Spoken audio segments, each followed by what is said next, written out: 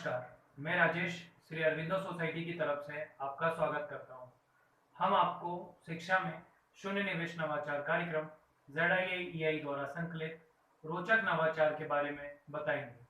हम इनोवेटिव पाठशाला के अंतर्गत NCERT के कक्षा 2 में हिंदी भाषा पुस्तक रिमझिम के पाठ 9 बुलबुल के बारे में नवाचार शब्द सागर का क्रियान्वयन इस वीडियो में हम देखेंगे। सबसे पहले मैं इस पाठ का सारांश आपको बताना चाहता हूँ। ये जो पाठ है बुलबुल, ये बुलबुल की खूबियों पर आधारित है। इस पाठ में बुलबुल के बारे में बताया गया है। अगर हम इस नवाचार शब्द सागर की नवीनता के बारे में बात करें तो शब्द सागर की जो नवीनता है वे नवीनता यह है कि इसमें छात्रों का जो व्याकरण का कौशल है, साथ ही साथ वे शब्दावली भी इसमें अपनी बेहतर कर सकते हैं। और जब ये नवाचार क्रियान्वयन किया जाता है तो वे इसे उसका क्रियान्वयन का आनंद लेते हैं और इसे इसमें पूरी तरीके से जुट जाते हैं।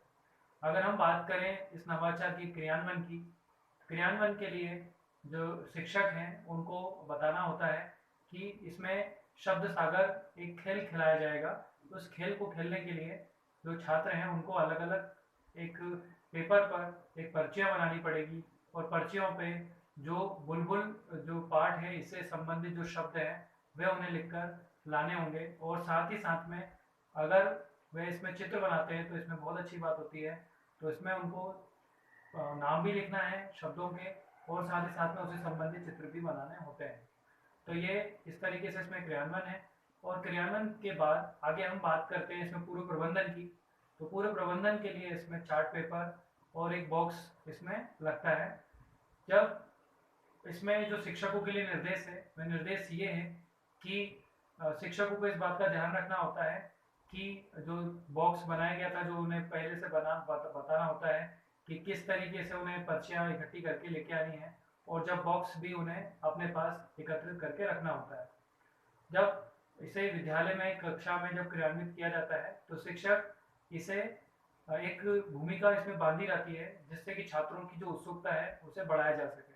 जैसे कि वे जब बॉक्स लेकर छात्रों के सामने जाते हैं तो छात्रों से उत्सुकता पूछते हैं या छात्रों की उत्सुकता बढ़ाने के लिए, उनकी जिज्ञासा बढ़ाने के लिए कि आप जानते हैं कि इस बॉक्स से हम आज क्या करने वाले हैं। तो छात्रों की तरफ से उत्तर आता है कि हम इसमें आज खेल खेलेंगे या फिर पता नहीं, इस तरीके के उत्तर आते हैं जिससे कि उनको उत्तर देने के लिए इसमें प्रेरित किया जाता है।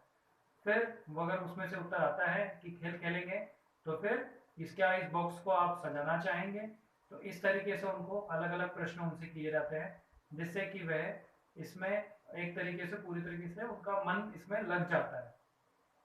जब आगे बढ़ते हैं इसमें तो उसमें उसे जो शिक्षक हैं वे छात्रों के माध्यम से इसे सजाते हैं और एक छात्र को बुलाकर इसमें शब्द सागर लिखवाते हैं।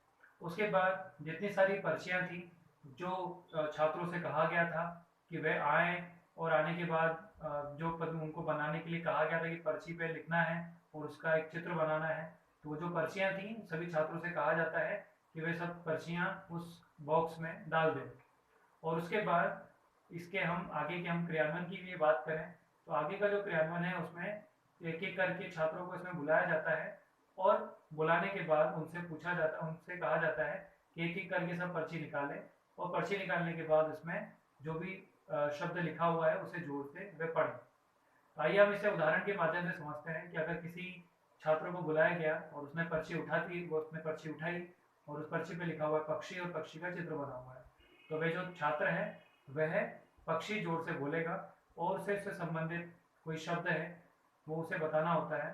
क्योंकि जो प्रस्तुत पाठ है इसमें जो संज्ञा है जातिवाचक संज्ञा, वह जो पक्षी है वो जातिवाचक संज्ञा है, तो यहाँ पर शिक्षक पूछते हैं कि जो पक्षी है वह कौन सी संज्ञा है। तो जो छात्र हैं वो बताते हैं कि जो पक्षी है वो जातिवाचक संज्ञा है। तो इस तरीके से इसका उदाहरण है और इस तरीके से छात्र इसमें इसके क्रियान्वयन से शब्द सागर के क्रियान्वयन से प्रस्तुत पाठ जो है बुलबुल इससे सीखते हैं।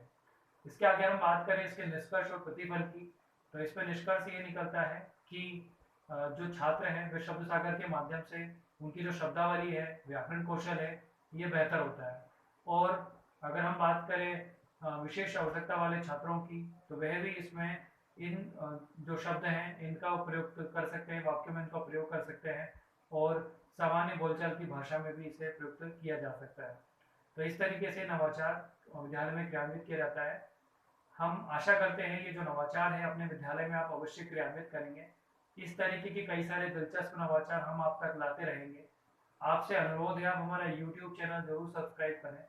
यदि इस वीडियो को आप फेसबुक पर देख रहे हैं तो हमारा पेज ZIAEI जरूर लाइक करें। इस वीडियो के नीचे एक लिंक दिया गया है जिस पर क्लिक कर आप इनोवेटिव पाठशाला ऐप भी डाउनलोड कर सकते हैं।